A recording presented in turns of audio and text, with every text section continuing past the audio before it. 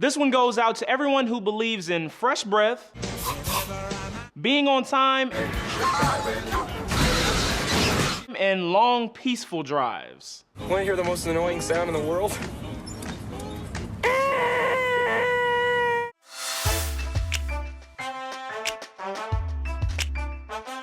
You're hot for my daughter. What? Am I right? What? Am I right? That's insane. Taking the #1 spot at the box office this weekend is Dumb and Dumber 2, which brought in an estimated $38 million. The sequel to the 20-year-old flick reunites legendary funny man Jim Carrey and newsroom star Jeff Daniels as the lovable and idiotic Harry and Lloyd. While critics largely bagged on the film, it seems the nostalgia was too great for Dumb and Dumber 2 to fail. Dumb and Dumber is a nostalgic cult classic to a lot of people. Every kid that was my age was like, Dumb and Dumber is the greatest movie ever made. Dumb and Dumber 2 functions as an amusing trip down nostalgia lane. And Forbes writer Scott Mendelson reasons that nostalgia is the only reason this film exists in the first place. The cultural arbitrators are the ones who grew up in the 1980s and 1990s, so it stands to reason that they see said properties with a nostalgia-tinged glow. That also leads them to think that the genre films of their childhood are inherently superior to anything that might drop today. But even for those who dislike the film, I think we can all agree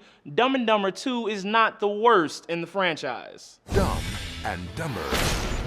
Next up, I will scan you for injuries. Don't scan me. Scan complete. Unbelievable. Big Hero 6 continues to do well at the box office, just barely falling behind Dumb and Dumber 2 and bringing in an estimated $36 million. After 2 weekends at the box office, Big Hero 6 has made an estimated $111 million, marking an important milestone for Disney. There's one other name you might know me by. Star-Lord.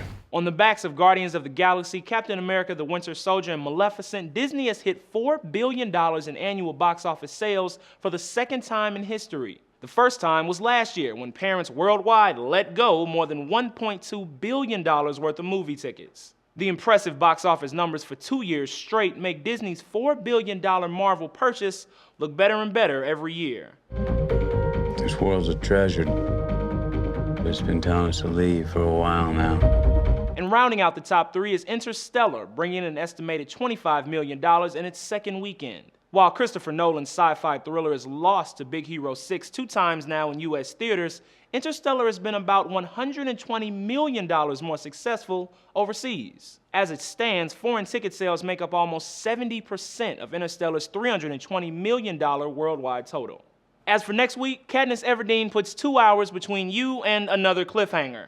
It's called Mockingjay Part 1, people. The Mockingjay lives. For Newsy, I'm Jamal Andrus.